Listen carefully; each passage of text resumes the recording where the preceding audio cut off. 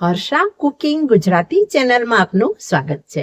આજે આપણે બનાવીશું છોલે મસાલો। આ છોલે મસાલો આપણે માર્કેટમાં મળે તેવો જ સુગંધી અને મજેદાર બનાવવાના છીએ। આ છોલે મસાલો બનશે ને તે છોલે મસાલાથી છોલે બનાવશો ને તો બધા તમારા છોલેના વખાણ કરશે। તો આ છોલે મસાલો હું કઈ રીતે બનાવું છું તેના માટે સ્ટેપ બાય સ્ટેપ પૂરો વિડીયો જોતા રહેજો। તો ચાલો બનાવીએ આજની રેસીપી છોલે મસાલો। કેટ કરતા સસ્તો અને ઘરના ઇન્ગ્રીડિયન્ટ્સથી તાજો જ બનેલો છોલે મસાલો। આ છોલે મસાલો ટેસ્ટમાં એટલો જોરદાર બને છે કે જો તમે આ મસાલાથી છોલે બનાવશો ને તો છોલે જેટલા પણ બનાવશો ને તેટલા ઓછા પડશે। તો ચાલો બનાવીએ આજની રેસીપી છોલે મસાલો। બજાર જેવો છોલે મસાલો બનાવવા માટે સૌથી પહેલાં આપણે ઇન્ગ્રીડિયન્ટ્સ જોઈ લઈએ। અહીં મેં આ ચમચીના માપથી કે જે ચમચીથી આપણે જમતા હોઈએ છીએ ટેબલ સ્પૂનના માપથી મેં 4 ટેબલ સ્પૂન ધાણા લીધા છે, 4 ટેબલ સ્પૂન જીરું લીધું છે, 1 ટેબલ સ્પૂન અજમા, 1 ટેબલ સ્પૂન વરિયાળી, 1 ટેબલ સ્પૂન રાઈ લીધી છે અને 1 ટીસ્પૂન મેથી દાણા લીધા છે। હવે આપણે બાકીના ઇન્ગ્રીડિયન્ટ્સ જોઈ લઈએ। હવે આપણે તેજાના એટલે કે ગરમ મસાલા જોઈ લઈએ। અહીં મેં 7 નંગ લાલ મરચાં લીધા છે। આ લાલ મરચાં કાશ્મીરી લાલ મરચાં છે। તમને પસંદ હોય તો તીખા લાલ મરચાં પણ આ માપથી લઈ શકાય છે।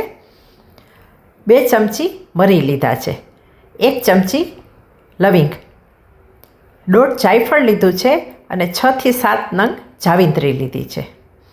અહીં 3 તમાલપત્ર લીધા છે, 3-4 ટુકડા તજના લીધા છે, 1 ચક્રફૂલ અને 4-5 એલચી લીધી છે। તમે મોટી એલચી પણ અહીં લઈ શકો છો। અડધી વાટકી કસૂરી મેથી છે અને બાકીના મસાલા જેમ જેમ હું બનાવતી જઈશ તેમ એડ કરતી જઈશ, એટલે વિડીયોને તમે છેક સુધી જોતા રહેજો।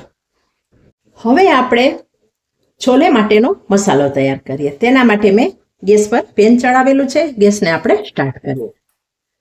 ગેસને અહીં આપણે સ્લો રાખીએ અને તેની અંદર આપણે સૌથી પહેલાં જીરું એડ કરી દઈએ। અહીં મેં બધા મસાલાનું માપ તમને બતાવ્યું છે। અહીં જીરું અને ધાણા 4 ટેબલ સ્પૂન લીધા છે। ફરીથી માપ તમને બતાવતી જાઉં છું। આપણે તેને ડ્રાય રોસ્ટ કરીએ।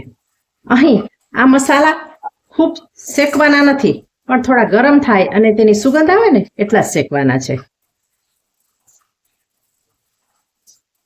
ચટકી જવા જોઈએ મસાલા એટલા આપણે શેકવાના છે।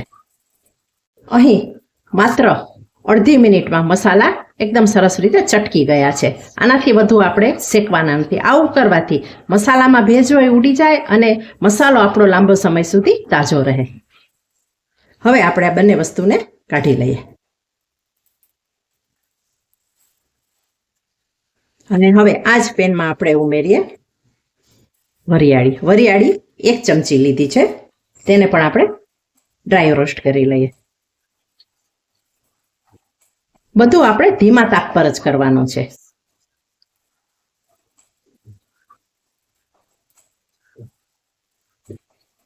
વરિયાળીને પણ માત્ર આપણે ગરમ જ કરવાની છે। તરત જ થઈ ગઈ છે 30 સેકન્ડમાં। વરિયાળીને પણ આપણે કાઢી લઈએ।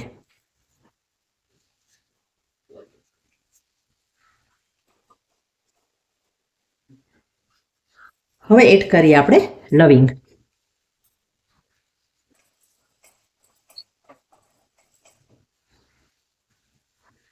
લવિંગની સાથે આપણે એડ કરી દઈએ મેથી।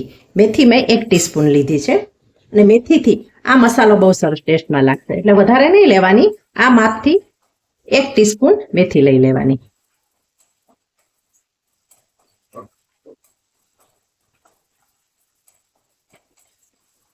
જો એકદમ 20 સેકન્ડમાં શેકાઈ ગયું છે। હવે આ વસ્તુને પણ આપણે કાઢી લઈએ।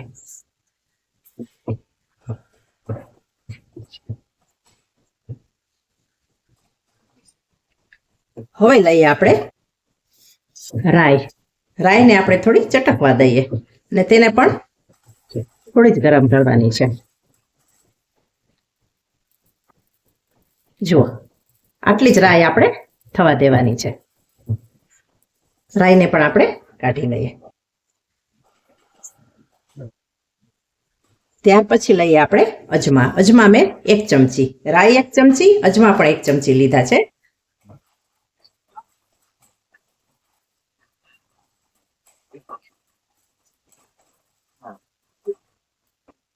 અજમાને શેકાતા વાર નથી લાગતી, બધી વસ્તુને આપણે માત્ર થોડું થોડું શેકવાનું છે. જો અજમા પણ શેકાઈ ગયા છે, તેને પણ આપણે બીજી થાળીમાં બધા મસાલાની સાથે કાઢી લઈએ. એડ કરી દઈએ અડધી વાટકી કસૂરી મેથી. અહીં કસૂરી મેથીનું પ્રમાણ આ માપથી અડધી વાટકી લેવાનું છે. તેને વધારે નહીં શેકતા. જો વધારે શેકશો ને તો કસૂરી મેથી વધારે શેકાઈ જશે ને તો સ્વાદ સરસ નહીં આવે. એ માત્ર ગરમ જ કરી લઈએ આપણે, બસ 10 જ સેકન્ડ. અને હવે આપણે કાઢી લઈએ. ત્યાર પછી આપણે લઈએ ગરમ મસાલા બીજા. અહીં 1.5 જાયફળ લીધું છે, 7 થી 8 જાવિત્રી લીધી છે અને 3 તમાલપત્ર લીધા છે. તેને આપણે ડ્રાય રોસ્ટ કરી લઈએ.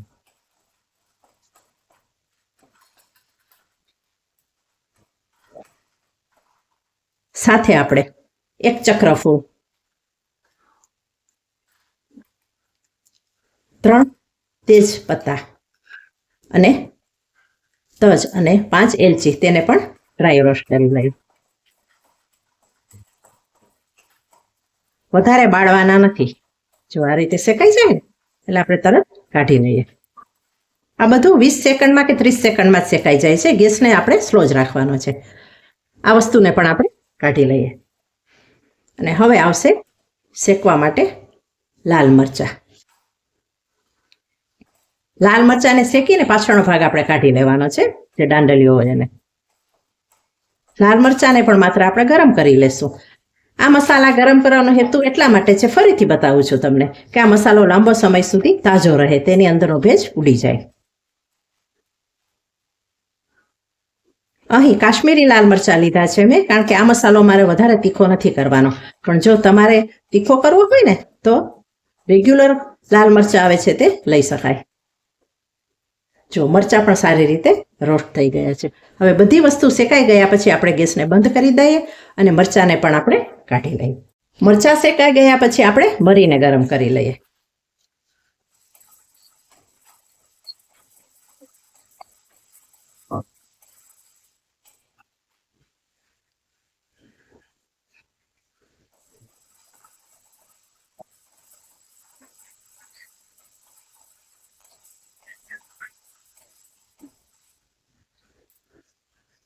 જો મરી ફૂટી રહ્યા છે, ગેસને આપણે બંધ કરી દઈએ. મરી અહીં સારી રીતે શેકાઈ ગયા છે.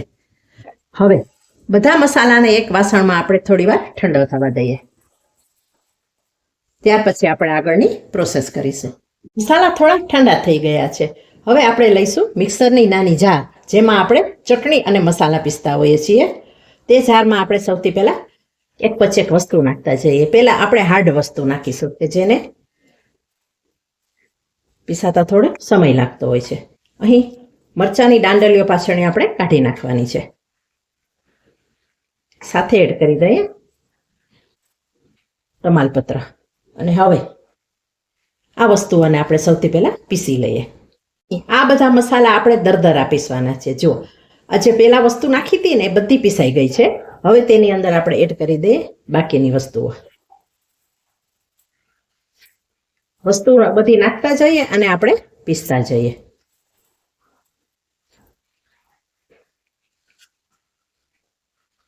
અહીં બધા જ શેકેલા મસાલા આપણે દરદરા પીસી લીધા છે. જુઓ આવું ટેક્સચર રાખવાનું છે, આનાથી વધારે ફાઇન પાવડર કરવાનો નથી.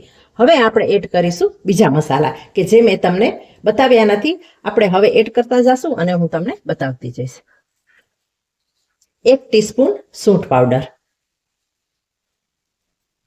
1 ટીસ્પૂન હિંગ, 2 ટેબલસ્પૂન આમચૂર પાવડર. આમચૂર પાવડરને બદલે દાડમના દાણા પણ સૂકવેલા નાખી શકાય છે. સૂકવી અને તેને થોડા ડ્રાય રોસ્ટ કરી લેવા. પણ મારી પાસે દાડમના દાણા નથી એટલે આમચૂર પાવડર વધારે નાખી દેવાનું, 2 ચમચી. અને જો દાડમના દાણા હોય ને 1 ચમચી, તો સાથે 1 ચમચી આમચૂર પાવડર નાખવાનો. પણ અહીં દાડમના દાણા નથી નાખ્યા એટલે 2 મોટી ચમચી આપણે આમચૂર પાવડર નાખીએ છીએ. ત્યાર પછી 1.5 ચમચી સંચળ અને 1/2 ચમચી મીઠું એડ કરી દઈએ. ફરીથી બધું પીસી લઈએ એટલે બધી વસ્તુઓ સારી રીતે મિક્સ થઈ જાય. મસાલો પીસાઈ ગયા પછી હું ટેક્સચર બતાવું છું ફરીથી. આ ટાઈપનો આપણે મસાલો બનાવવાનો છે. જુઓ, એકદમ ફાઇન પાવડર કરવાનો નથી. મસાલો પીસી લીધા પછી એક વાસણમાં કાઢી અને એકદમ સરસ રીતે આપણે મિક્સ કરી લેવાનો, એટલે બધા ઇન્ગ્રેડિયન્ટ્સ એકદમ સરસ રીતે મિક્સ થઈ જાય. માર્કેટ કરતાં સસ્તો, સુગંધી, તાજો, ઘરનો બનેલો છોલે મસાલો તૈયાર થઈ ગયો છે. છોલે મસાલાનો આ વિડીયો તમને કેવો લાગ્યો તે મને કોમેન્ટ કરીને જણાવજો. અને જો તમને આ વિડીયો સારો લાગ્યો હોય તો આ વિડીયોને વધુને વધુ શેર કરજો, લાઈક કરજો, કોમેન્ટ કરજો. અને જો તમે ચેનલ પર પહેલી વાર આવ્યા છો તો ચેનલને સબસ્ક્રાઈબ કરવાનું ભૂલશો નહીં. હવે મળીશું બીજી જ નવી રેસીપી સાથે.